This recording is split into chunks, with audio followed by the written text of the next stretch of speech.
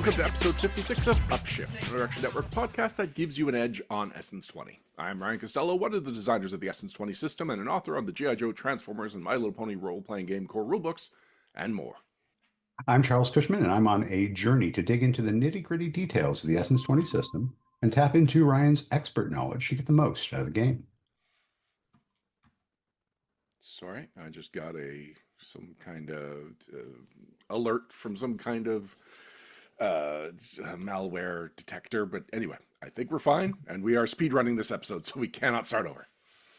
Before we begin, although I have worked for Renegade on Essence20, Upshift is not associated with or produced by Renegade Game Studios, and this is not an official Essence20 podcast. All opinions shared herein are our own. So this topic was suggested by at Jason Suma 1530 on YouTube, who asked, if you do a CRB 2.0 for any of the original three, what would you change? What would be possible? Would it be possible to condense it all into one slightly larger book, since most of the rules are pretty much the same? Would it be better to do something similar in the line of D&D, where you have a GMB or game manager book or game master book, and a CB, a character book, with all of the updates in each? All right, so there's a few different layers to this question, so I'll address a couple of them, and then the rest of them will be our main topic for the episode. But his first question, would it be possible to condense all three of the original core rulebooks into a single larger book? And I would say that would be a mistake. As we saw with the Field Guide to Action and Adventure, the only book to ever win an award for Essence20, and yet it was disappointing in sales, and we believe it's because it's asking people to be a fan of all three of those properties, where it's a lot easier to sell G.I. Joe fans a G.I. Joe book, Power Rangers fans a Power Rangers book, Transformers fans a Transformers book. So the cross-compatibility of Essence20 is still a selling point of the books, but leaning so hard into it that we dedicate the core rulebook to all three, I think would be a mistake. Likewise, there's been talk of like, why didn't we release a generic, these are the Essence20 rules that everyone would buy, and then here's the Power Rangers setting book, here's the G.I. Joe setting book. And again, I think it's, first of all, it's asking people to buy two books to get into the game instead of one. And even if they're smaller, like the economics of scale means you're better off selling one larger book for cheaper. And yeah, it's just asking for a lot more buy-in. And so that's where the last question is, would it be better off splitting it into multiple books? My instinct when we were originally handed the outline, and it's like, why are there threats in the core rulebook? Threats feel like we should have a dedicated monster book soon after it. I, in retrospect, feel like we actually went the correct way by putting the threats into the core rulebook and just saying, like, this one book is everything you need. Because in the role-playing game space, and especially since the release of 5th edition Dungeons & Dragons, you're either a Dungeons & Dragons player or not, and asking people to choose us as the or not option is asking a lot. And so, you know, we had the option to release more books, but all of them would be supplementary to the core rulebook, and we really wanted to nail the core rulebook and make sure it was the one book you would need if you only ever bought one Essence20 book and you wanted to run that specific setting. So most of these questions about, like, if we were to redo a core rulebook or do a core rulebook 2.0, and I just need to emphasize, in case you clicked on this video and thinking this was some announcement from Renegade, no, we have no announcement has been made that there will be a Core Rulebooks 2.0. This is purely speculation on, in retrospect, with about 5 years of hindsight, how would I approach a Core Rulebook now for the Essence20 games? So two things. First one is, if that were announced, it would not be here. Right. Well, I mean, we want to people help may think we are referring to an announcement that they missed. But there yes, you you're right. We've Didn't set gotten out. very few exclusive announcements. I think it was just an art reveal one time from Ben. Ooh, that's pretty cool. The other thing I would say is that one of the really big key pieces of the Essence20 books is the additional storytelling that they do, the nostalgia-based storytelling that they do, the thematic piece where it says, this feels like a My Little Pony book, this feels like a G.I. Joe book. They each have different media that they're referencing, but also they have significantly different tones. And while in some of the crossover stuff and crossover adventures, you get some really cool art, which tries to mash them all together. but it does always look like a mashup because it is always compromising one piece or another in order to be able to make them work together. If you push that onto a book, I suspect that you would also have to make those compromises. And then you'd have to take out things like the references to a dude turning into a dolphin that would not make any sense whatsoever to non-fans of that particular piece. And so you would lose, I think, some of that unique character and specialization that allows for that depth of showing the understanding and feeling that you're in the Joe or the My Little Pony universe or Transformers universe. So that's what I'd throw out there. He turned into an orca. My bad. That's all right. But yeah, No, it's a some good point. orcas And and dolphins, because Deep Six came with one of each. So it's they're true. interesting. So that's what you were going for, Finback. Yeah, but what you're saying, it's like when you're talking about the tone, it's not just in the writing, but also in the art direction. And that's why when you look at the Field Guide to Action Adventure, the art direction is like uh, um, grid paper and stuff, and like really grafting because it's the idea that we're deconstructing and rebuilding the settings, whereas each individual book very much has its own art direction, and that is key to selling the fantasy that you are diving into. So yeah, I really appreciate that point. I'm going to throw this out here because when we talk about a core rule book, people have, I certainly have second edition D&D in mind because that's where my first core rule book came from, monster manuals, all that sort of stuff. Um, let's start over from, I guess, zero. What is a core rule book and what importance is it to a gaming system? So I would say take everything you know about the Dungeons and Dragons core rule books because it's a trio and put it aside because Dungeons and Dragons can afford to do things and has a legacy of doing things, having been the first one to do it, and nobody knew how to make a game like this. So like the Dungeons and Dragons way of doing player handbook, DMG, and monster manual, that is really exclusive to Dungeons and Dragons. Even like the second biggest game, which I think has pretty consistently been Pathfinder for the last 15 years, they still do the core rulebook, and the Bestiary 1 are their core, and they do put out a game mastery guide, but it's not as essential as the Dungeon Master Guide. So we are trying to do what all those three things give to a group in one book. And to do that, we need the core rulebook to one, set the tone, which you already talked about, to make sure, yeah, you know you're not just picking up a generic military fantasy thing, or like there's a lot of role-playing games out there that are this is a Transformers role-playing game with the serial numbers filed off. As the people with the license, we get to be the ones that don't need to file off the serial number, and so we highlight the serial number. We put the serial number front and center on these books. So we need to make sure that we establish the tone we're going for, because on top of adapting the source material, we actually have to narrow down what parts of the source material are we adapting.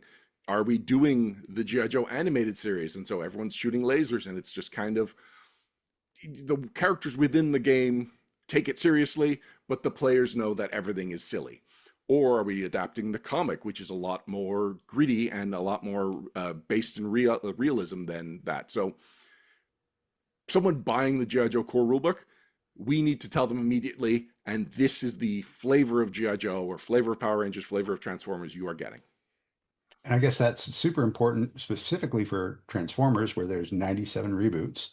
And we've talked, I think, previously about the fact that they go way up the scale to way down the scale as far as kid friendliness and a bunch of other pieces.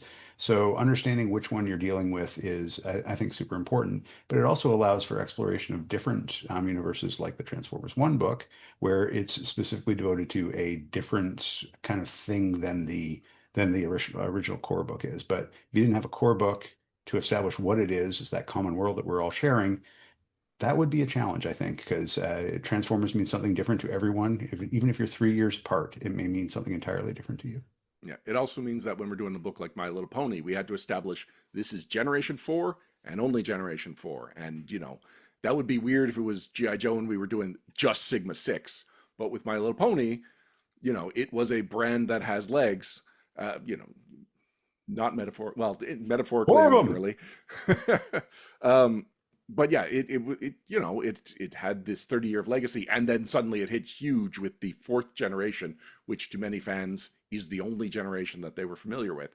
So yeah, establishing what you're getting from this book you're buying is very important first and foremost. So both by setting the tone and establishing whatever our version of the lore is. And again, that changes with each one. With Power Rangers, there is such set lore that all we had to do was repeat what they said. With G.I. Joe, it's a little more like, yes, the comic is generally perceived to be the official canon, but we went with the evergreen designs for the characters and used a little bit of wiggle room to say some of the things that happen in the cartoon are part of our canon. A lot of things that happen from the comic are part of our canon.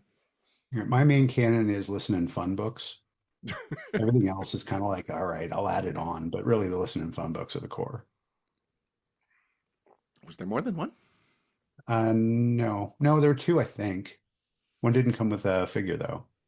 But the one with no, it'd be Choose Your Own Adventures. I also accept the Choose Your Own Oh, the Adventure. Find Your Fates. Yeah, the Find Your Fates. Yeah, that's also canon. Find Your Fate is your canon? Even Yeah, the book itself doesn't know what the story is. and that's what allows for the flexibility to make it fun. I actually referenced Operation Mindbender, one of the Find Your Fates, on a episode of No Direction, our Pathfinder podcast, because I am still mad at it that if you trust a scientist, they are Zartan, but if you don't trust the scientist, they're actually a scientist. To me, the story needs to be real, and how I interact with the elements is what changes, and I do not like that they messed with me like that. I absolutely want to have a separate one on this and being able to tell stories like that or not, or the reason you shouldn't tell stories on that. But anyway, we're talking Yeah. about this. All right. I've got a third bullet here point here called established credentials. Hmm.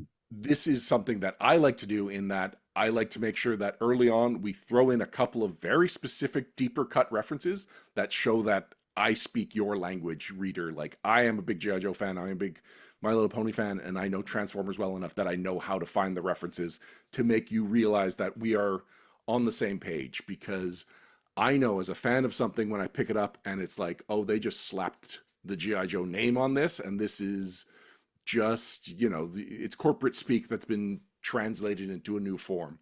So yeah, I need to make sure that like I let let the reader know that they are in good hands early, like immediately if I can. I think that one of the other things you have to do, and this is the experience that I have with the Pony book, is that if you don't have those references, it still has to make sense. And that is being able to show deep cuts, but also not have them alienate the person who is reading this book if they don't have that flavor and that particular canon known, is big too. And when you're dealing with that level of complexity, it's kind of hard if you try to do it across three things. Like the deep cuts would just have to go. Well, that's why it's not one person doing it. We tend to bring in a specialist for every brand. My favorite example of that was in the Sergeant Slaughter book, where in the opening scene in the adventure, or the first scene in the adventure that you meet Sergeant Slaughter, it's actually a mashup of Sergeant Slaughter's first commercial and his last commercial, and it's just cherry picking the dialogue and creating a whole new scene that if you are deep into your Sergeant Slaughter lore, you are immediately recognizing all the references. And if not, it's just a scene. It plays out logically. It tells you all the information you need to know. We know where we are. We know what we're playing with. What else? Now you need the rules. Oh, So right. So yeah, after you've established the setting, make sure people understand the rules of the game, and then after that, empower them to use those rules to create the character they have always wanted. And that was, that's always a big thing for me. I believe that, and this is a Param quote that I have really, I've owned. My old co-host Param said that a person does not start playing a role-playing game the first time they get to the table. They start playing the role-playing game the first time they could picture themselves making their character, because now they are engaging with the rules, they are engaging with the world, they are already seeing everything through the filter. And so we need to make sure that when their imagination starts running wild, we are there to keep, throwing balls for them to juggle. Okay.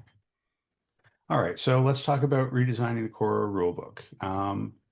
What would your goals be for a redesign? Are we going to pick one specifically, or are you just going to kind of give me the generic, this would apply to any of the core rule books that you would redesign? The second one, I want to make a template for what if like all of the first print run ran out instead of just doing a second print run on the books, if we wanted to make a new version that improves upon them. This is the new template that I would do for that. I love that. Okay. What would your goals be for a redesign then?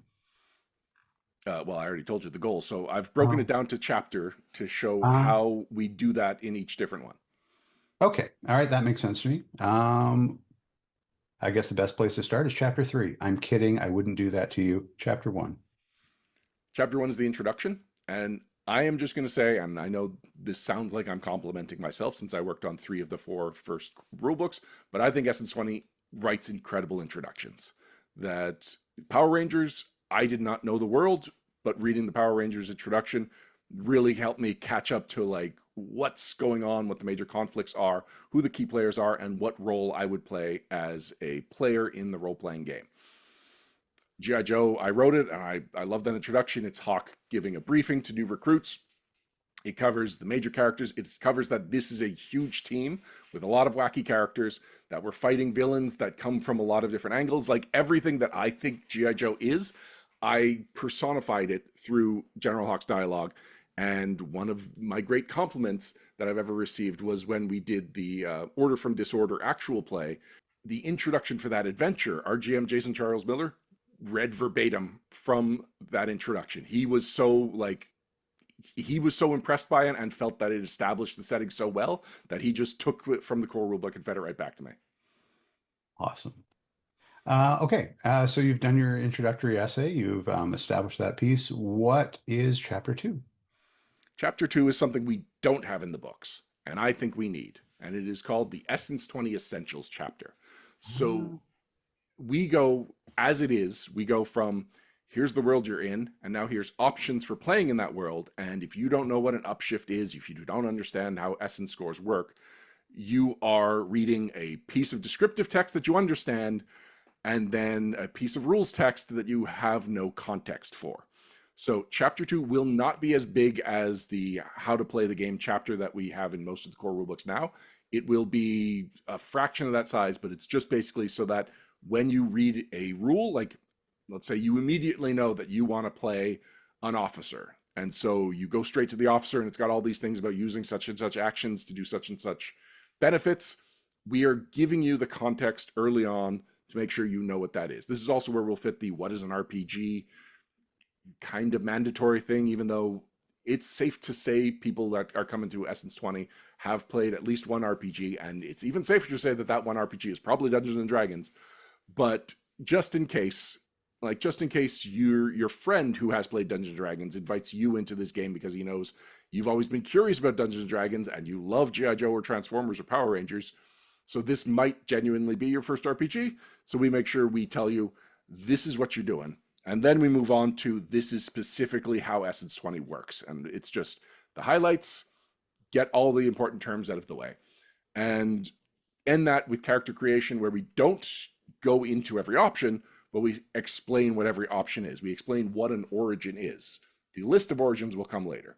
We explain what a role is. We explain thematically how it fits in the setting, and then mechanically what you can expect from it. All of which appears in those individual chapters in the books. But lumping them together, I think, will be like, because if you are opening chapter 2, you're in a learning mood. You know that this is where you are here to absorb information before you get to play with the toys.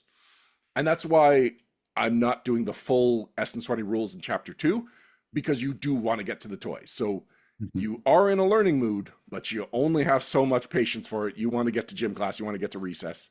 How many classes do you have to sit through before you get your first break? Okay. So if 3 to 5 is influences, origins, roles, then chapter 6 is probably at least essences. Well, before we, I just want to break down why I've lumped these into 3 through Oh, 5. I'm sorry. I didn't mean to cut you off. You were on a roll. Yeah, well, no, because yeah, I was talking about character creation, which then leads into the actual list of the options. Oh, okay. Got it. Got it. So the reason I've listed it as chapters 3 through 5 is that it's debatable what order is the best to do it. We were told we should do smallest to biggest or biggest to smallest. So that would be influences, origins, roles. Chronologically, the thing that makes the most sense is origins, because that's what you were born as, or the first step in the journey. Influences, which can come from at any point in your life. And then roles is you got to the point where you are now on this adventure, and this is the role you fill in that adventure. That's the order I like: origins, influences, roles. It also means that when you are choosing your character, you start with origin, which is you probably have a strong idea of what the first thing you're going to choose is. Influences are nice and light and help you shape your character. And then roles, which is probably the thing that, like, especially in like GI Joe, where it's like, I want to be an officer, I want to be a sniper, I want to be whatever. Before you know anything else about your character, you probably know what your role is, but it's also asking you to know the most rules and understand the weight of it. And that's why no matter what order we do it in, I think role should be the third of the three options. Well, I think that we have talked about the fact that one of the benefits of Essence 20 is you can start anywhere when in True. your character creation. You might have an influence and might build a whole character out of one. You might have an origin and decide where the character goes from it. So you there has to, I guess, be some flexibility about how people are going to reference these things anyway, because they may opt to decide it. And then you could be doing a blog like Essential Builds and then just start be picking everything from everywhere, and doing it in an order that actually gets you to where you're going. And I think that a lot more, the more experienced players are probably going to do that as well, where they start with a concept and then start grabbing it from everywhere. So I guess the easiest to digest, it doesn't really matter exactly what order they're in. And if it makes it easier to digest to the people who are reading it, then that probably makes a lot of sense. The main difference from how books or how things are presented with character creation that I want to call out is that I would say make your S or pick your essence points and invest in your skills last. Choose your role, which will then tell you, oh, and now that you're in this role, these are the skills that later on you should look about investing in, and then you get to choosing your basic ones. It really was not a great idea to tell people to set their essence scores and then pick their other options.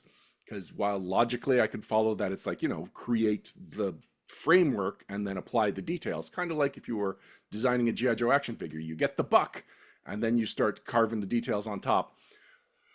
But the details inform which buck you should choose. And so that's why it should come later and it should come in the order that the chapters are presented. And chapter 6 is essences, defenses, and skills. So I think this go sorry. so. I just we had a discussion about the essences coming first is probably a legacy from Dungeons and Dragons. I think that putting them last and explaining why might be a really valuable way to distinguish this. This is different than that. This is not you're a person and then you decide what skill you have. This is something that you can be anything that you want, and then we'll figure out how good you are at it. And it also is because unlike in Dungeons and Dragons, or at least in a lot of the versions of Dungeons and Dragons, as you're building your character, you're getting slight like your essence scores are partially determined by your not your influence, but by your origin and your role. And then you could flesh out the details. So the origins, the roles establishes the framework that you then build from. Whereas you don't want to be like, oh, I want to be this mighty character, so I'm going to go build might, and then you choose officer and you find out, oh, might's not really an officer thing. I guess I'm stuck being a renegade. Like it, at any point you could revise those numbers, but it just feels like organically, and this is where I do it in order of an essential build. Essences come after all your other all your other level 1 choices. Right. So this will tell you what the essence scores are, how they're tied to defenses, how they are tied to skills, how skills work. And so that will be the end of character creation and the beginning of rules, which would then nicely jump into, and here's how the game works. But I don't know if I want that chapter next. Here's I where know I where was you're going with conflicted this. in my outline, and I want you to weigh in. So, by ending the skills chapter on rules about skill test, it dovetails nicely into chapter 10, conflict, which uses the template from My Little Pony to talk about how how combat challenges, and then I would also put the exploration chapter, all that information in there, because often when I'm looking up a rule, even I don't remember if it's in the how to play the game chapter or in the exploration chapter. Exploration does not warrant its own chapter, so it would be included in there. So I do like the idea of jumping from skill tests to conflict because we've gone from character creation to the rules of the game. But then that would put things like general perks, equipment, and some other things we'll talk about in a minute after the rules of the game, whereas those feels like character options, and so should they be grouped in with the rest of your character creation stuff? What do you think? I'm going to get meta on you for this. General perks, equipment are not character options. They are character development options. You do not get a perk to start with. Well, sometimes you do, I suppose. Sometimes, but anyway, Yeah, yes. but for the most part, perks are really something that your character grows into, and equipment is something that your character gets every mission. So those are not things that you need at the beginning of character generation for the most part. That gives you, I think, a little bit of leave to say, this is everything you need at the beginning of the game. And as your character advances or you start a mission, these are the things that you need. All right. I like it. So you're voting for Chapter 7 is conflict? Yeah, All because I right. think that's super important to get that out of the way because it is different than other games. Not out of the I, way. It's to get that on the table, not out of the way. yes. Because if you don't think about it that way, your gameplay is going to be I shoot the thing, I shoot the thing, I shoot the thing. All right. Agreed. So I'm not going to actually revise our outline, but revising what we're talking about, Chapter 7 is now conflict. So, like I said, it's using the version established in My Little Pony because My Little Pony not only talks about combat, but then talks about other ways you can challenge characters outside of combat, not just in skill challenges, but in complex skill challenges. And it really is a great chapter, and it is one of the reasons that people tell people who don't play My Little Pony but are interested in everything else in Essence 20, this is one of the two chapters where they point to it and say, but that does it really well. Agreed. All right, so then after we get the conflict stuff out of the way, we've got the next three chapters. Once again, we're going to discuss the order. So we've got general perks, we've got equipment. I feel like equipment should come before general perks because other than when you get an origin that gives you a first level general perk, you get equipment a lot more often. General perks come later, but the vibe just feels off about that, and I don't know why. I feel like I should want equipment first, but I do want general perks first. Any Uh, opinions on that? So I got to throw it out there that you need equipment to play the game, right? So you'll go Yes. through a requisition phase. You were talking about requisition phases. Key part of the game, probably the third thing that you're going to do after the GM introduces the setting, you introduce the characters, then you have a requisition phase.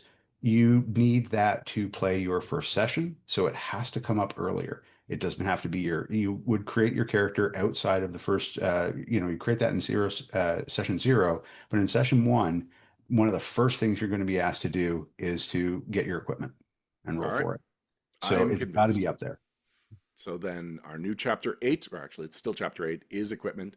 Then maybe general perks, but the next chapter that I want to talk about is the name of the chapter would not be setting specific chapter, but it is the setting specific chapter. So for Power Rangers, it's Zord. For Transformers, I think we should have dedicated a whole chapter to alt modes and converting. It is such an important part. It's in the name. It's such an important part of the brand. And yet it just kind of became a section of the how to play the game chapter. And I think we underserved that. So by making sure we dedicate a chapter to setting specific rules, it also reminds us that this is the thing that separates this from the other settings. So we need to make sure we populate a whole chapter with it. This is also where magic comes in for My Little Pony. Now you'll notice I don't have anything in my list of examples for G.I. Joe. That's because G.I. Joe, in a lot of ways, is the baseline rules, and it has nothing exceptional. It's just the people are very good at what they do. So I am okay with not having a G.I. Joe specific chapter. But like I said, though, like when you're making the outline and you're populating the chapter, that still is the reminder that this is something that separates G.I. Joe from everything else, in that it is not, it is like the fighter class in Dungeons and Dragons of settings. It is the one that this is the baseline, everyone else does something different from it. Hmm. I do think that this is the best place to put contacts and factions. So both the rules and a few examples of them. And this is definitely one of the big benefits of this theory of a Core Rulebook 2.0. These rules come up so often that in the majority of source books outside the Core Rulebook, we've had to reprint the rules for how these things work because it's the only thing that it constantly gets new options developed for it that is not in the Core Rulebooks.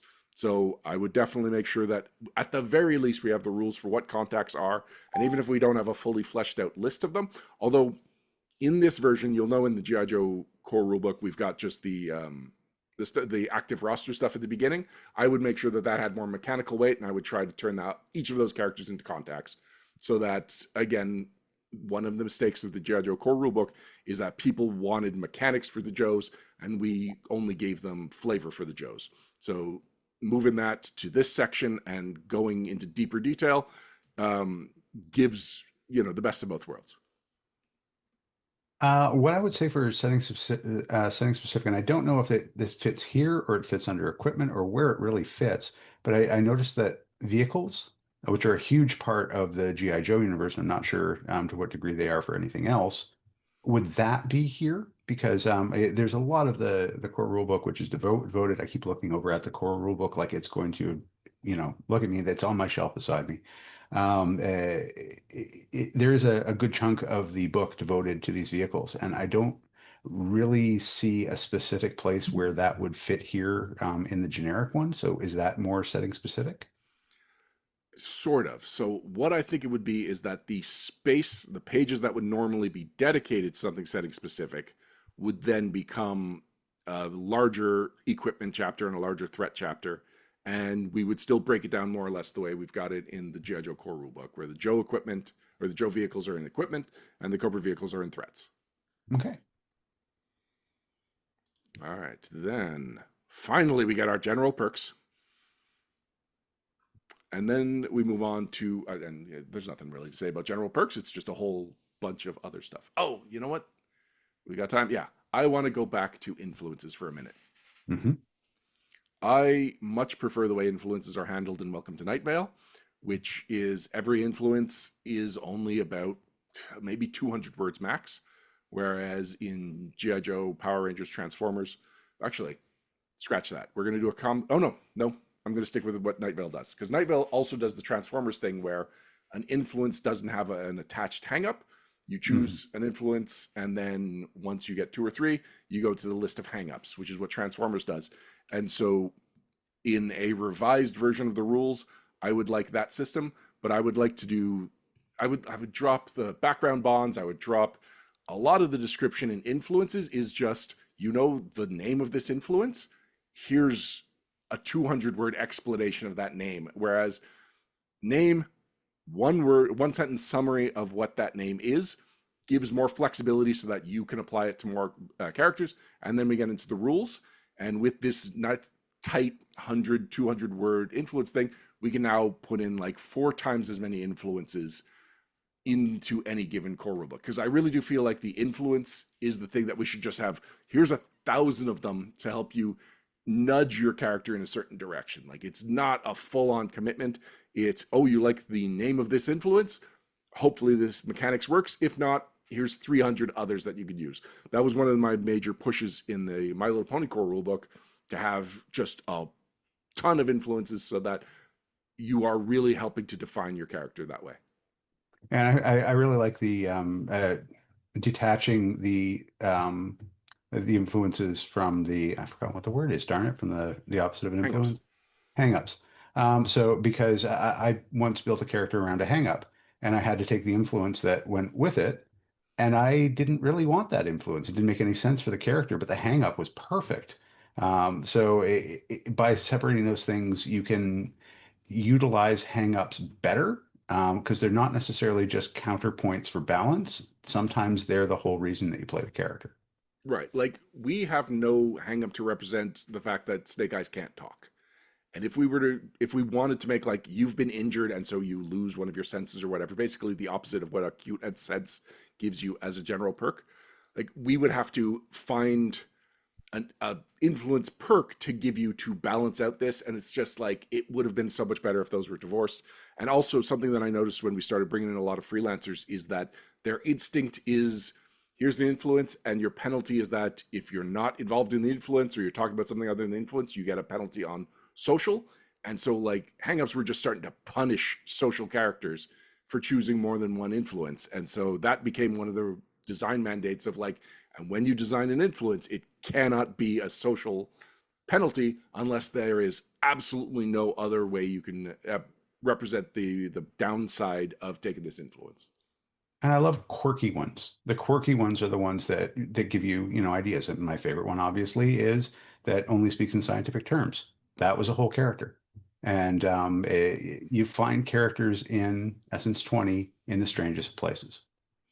Now, I will admit that by divorcing influences hangups, it is a little easier to maximize, to min max basically, to choose the one that you do not care about. That, and often like the ones that the writers are most excited about are the ones that are flavorful but might not be fully mechanically fulfilling. So we do run the risk of that, but Essence 20 has never prioritized balance. It has prioritized freedom to create the character you want, and divorcing influences from hangups is one of the ways that we would encourage that even more. Thumbs up. Love it. All right, chapter 11 is something that we desperately needed in those original core rulebooks, and that is a GMing chapter. Power Rangers has almost nothing in the core rulebook and really hurts for it. GI Joe, uh, we tagged it on to the adventure, and I think Transformers did the same. My Little Pony, well, because of the way conflict worked, that was kind of the GMing chapter, but in general, we did not give nearly enough advice for GMs and nearly enough guidance for setting the tone and whatnot. So much so that when the field guide came out, and it's like, well, we know we want to tell them, here's how you set the tone of a mashup of these two settings, but we never told them how to set the tone for those settings individually. So now field guide has to do the heavy work of being a bit of a stealth GMing book so that we could say, here's the baseline for settings, here's how you mix things up. And neither the field guide nor GMs in general benefited from moving that stuff to the field guide. And the intention was not to make the field guide a GMing book, and it was not some evil ploy to sell more field guides. And if it was, it failed terribly. Um, yeah, it was just no. This is something that we should have definitely put into the core rulebook, and I easily could have found the pages if we took out the stuff about locations. I do not think those locations chapters benefit anybody nearly as much as just some solid advice for GMing would have. I can honestly say that I don't think I've read them. Because they have no relevance to the adventures that I'm playing. They have like the vehicles absolutely do, plus there's nostalgia to it. I don't know if I really want to burn the time reading a page and a half about a volcano. Yeah, the only location that I really enjoyed is the one, the Python Patrol, like South American temple, and it's because it's so much more drawn from the lore. Now, I think Power Rangers and Angel Grove, that's a pretty important one. That's like Yeah. the Gotham of that setting, so it makes sense that it would include it. But adding that to the generic template didn't serve those settings. It might even be something that you can fit into, like into the introduction, like the content of that into the introduction essay or something like that. But yeah, I see what you're saying. All right, next up, chapter 12, threats.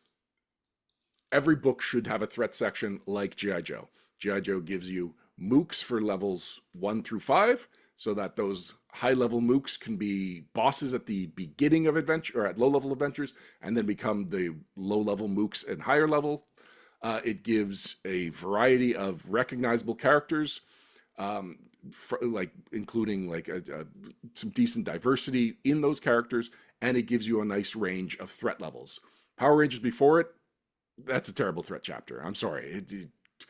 It is so concentrated on such a small number of threat levels and really does not give enough so that you can run a whole campaign. Transformers, I don't think hits the mark either, even though it came out after GI Joe. I think it's a little too random, and there's definitely not enough low-level threats in it. It seems to assume that the base threat level of any Transformer should be about 5, and then the question is, then what are the PCs from 1 to 4? Like, are they less than the weakest Transformers we ever saw in the series? So, yeah, I put a lot of thought into the threats in GI Joe, and I think it's it succeeded, and all of them should follow that template. Okay. Yeah, no, for 1 to 4, they just have to go out and beat up bugs in the movie area, like really bad RPGs. No, it makes a lot of sense to be able to have that full range. And I'm going to then throw one quick question. Oh, sorry, you no, finished no, talking go. about threats? Okay, I want to throw out this. What about blending threats with contacts? I Does that, did think about that. The reason that I separated them and put context and setting specific chapter is that I want the 4 GMs to be like hard end to anything player relevant, whereas contacts are still player. It's in between for both GMs and players. It's kind of like it always bugged me in third edition Dungeons and Dragons that the magic items were in the DMG, whereas it's just something that players use regularly. And so it forces players to regularly reference the Dungeon Master book to play their character at a certain point. And so I really wanted to say, like, and now it's for GMs, players turn back. And that's why contacts, I felt, should still be in the player section. So I'm going to very quickly make my case here, which Yep. is to say that contacts aren't necessarily specifically a player resource. The tests, in order to be able to get them, are ones that are run by the GM. Mm. And what it would allow you to do is save a lot of word count and perhaps some art by putting the threat and them as a contact in the same place. And that would increase the amount of threats and contacts that you could put in because every threat's a contact, every contact is a threat. And so you're saving a few pages to put in. I don't know if that's practical or not, but that's where my head went. I don't think it's practical for the core rulebook because I think the contacts should be Joes and the threats should be Cobras or villains. So it would be an allies and threats chapter if we were to combine them. And it's a decent argument, and I don't know.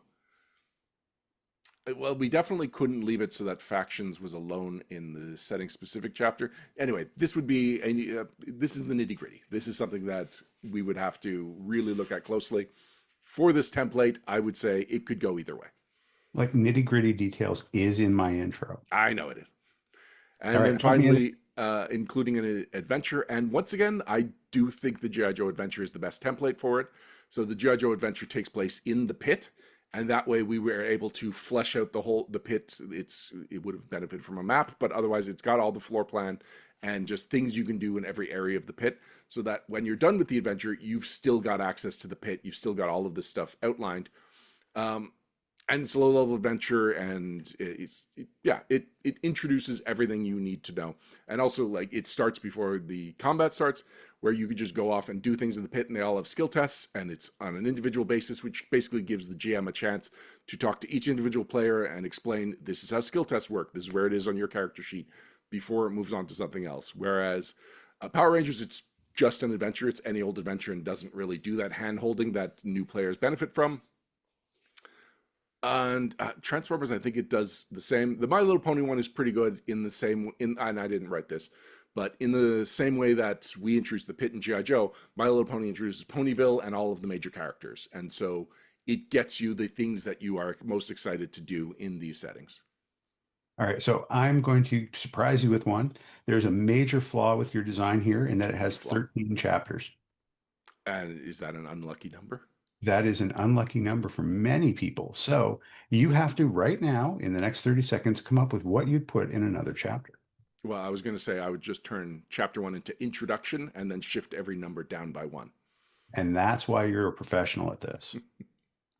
I want to keep us. So I think that's great. I think you've put together a really good template. And let's see, everyone, make sure if you're throwing a note to Renegade, let them know that this might be something that you want to see. And Oh, 2.0 should no. totally put pressure on them. This is great. You've got to make this gold happen. But I'll let you maybe bring us up to date on essential builds. All right. So last episode, we talked about how I was probably going to make Jason Bourne this past week. I did not. I made John Cena. Here's why. One, I did not think that far ahead. I just made a random comment in my building of Dynamo that the Enigma origin really works for a Jason Bourne type character more than it does Dynamo. And so I put him on the list. He was not necessarily going to be the next one, but you asked me who's going to be next, and so he was the one that was most recently on my mind. But I realized that there's a lot of things happening in December, and I should try and do more timely things. And so I have actually outlined what the next 4 essential builds are going to be. There's obviously some flexibility, but now I will have an answer for you whenever this comes up. So instead, I made John Cena, and not the wrestler John Cena, more the meme John Cena, who is a wrestler, but his big thing is he can turn invisible. And so that I was it. did It see was that basically, coming. yeah, haha.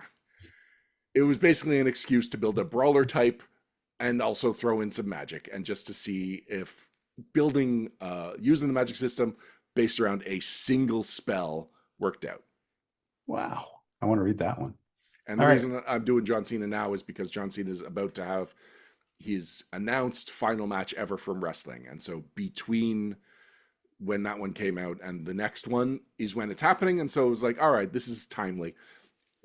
All of the things I wanted to do in December were timely ish, but off by a week. If everything was shifted by a week, I could have done the John Cena one. And then the one that I'm going to do next, I'm actually going to once again leave up to the fans because it could either be 11 from Stranger Things, because the final half of the final season of Stranger Things comes out on December 25th. And speaking of December 25th, you could also choose Klaus, which is a Grant Morrison comic that basically said, what if Santa Claus was a barbarian in like a magical setting? And not just like, what if there was a barbarian who had a big white beard? No, it was like everything about the Santa Claus mythology has been incorporated somewhere into this fantasy adventure. And so that seemed like a fun thing to do as a, yes, I'm building Santa Claus, but it's a practical Santa Claus build that you could actually run play in an adventure game. Or coming out around the same time as this Essential Builds is the latest Knives Out movie, which I forget what it's called. Anyway, part 3 of the Knives Out murder mysteries. So I'm suggesting Benoit Blanc, what's his face, Daniel Craig's murder mystery character. Those are the 3 options. Very different builds. So either 11 from Stranger Things, Benoit Blanc from Knives Out, or Klaus from Klaus. I'm Team Knives Out. Your team Knives Out? Okay. Absolutely. Yep. I won't make you do the Muppet version of him because apparently he's on Sesame Street now. Saw a picture of that. But yeah, that's what I want to see. So, don't want to influence everyone's voting, but I'm Team Knives Out. So I will throw a couple of things that might influence people's voting. 11 I can do in January because by December 25th, people are not going to be binging that. And so putting out a little bit before Christmas is like, yeah, okay, it's right before the finale. But people will still be watching Stranger Things into January and will have seen the whole thing. So 11 could wait until January. Klaus, I can't do after Christmas. So if you're at all interested in Klaus, he is the most timely. You would have to wait until this time next year for me to revisit Klaus. But Benoit Blanc, like that new movie is coming out very soon, and I'm looking forward to it. I think it's in theaters now, and not as of this recording, but as of when this episode goes up, I think it will be on Netflix. And I enjoyed the first 2 movies, and from what I'm hearing, the third one is just as good. Future us will determine that, I think. But future fans will tell us which of these I am building. So, like last time, you can comment on our YouTube video. You can find us on Discord, um, Blue Sky, Facebook, anywhere that you see us posting about this episode. You can comment on it about which one you would want to see, 11 Benoit Blanc or Klaus. Awesome. And that takes us to a really very smooth transition to the shout outs because I want to thank you again to our viewers and listeners who comment on the show. This specific show came from a specific request for a topic. We listen and we do, and it just makes our job so much easier when we know what you want to hear about because there's so much here that we could explore. Narrowing it down to what's interesting to people is really what we rely on you folks to do. So thank you, and the algorithm thanks you. And while you're on YouTube or however you consume our show, okay, if you don't watch us on YouTube, if you listen to us as a podcast, you're probably also going to go on YouTube at some point. So, Meister Alex is a Transformers character. Or actually, it's a YouTube channel, and he often does character creation. And right now, he is gearing up for a Transformers campaign, and so he is doing character generation videos about the different characters that are going to be in that campaign. He's putting out 1 a week. He's put out 2 as of this recording, and I enjoy them. They're about 15 minutes. They go into the builds, the concepts, and he does put a lot of thought into the concepts and then finds the appropriate mechanics for them. So if you like what I do with Essential Builds, you will probably like what he does with his Transformer character generation videos. I'm going to throw out the regular reference, of course, to the G.I. Joe Headcast. So that's the Energon protocols, where you can hear Ryan and I live play on a narrowcast with our GM Eric Smith, and it's a ride. It's fantastic. As they get updated, I'm super interested, and we're through a very, very interesting time. But start them over from the beginning because, well, honestly, you don't get the whole story without it. So thank you for joining us for episode 56 of Upshift. If you'd like to hear more great gaming podcasts or read all of our blogs, you can go to nodirectionpodcast.com. Also, thank you to our patrons. They help keep the lights on. You can find out more at patreon.com/nodirection if you would like to support us. And of course, thank you to Word Burglar for the use of Letters from Snake Eyes Part 4. Find out more at wordburglar.com. Till next time, I'm Ryan Costello. And I'm Charles Cushman. This has been Upshift.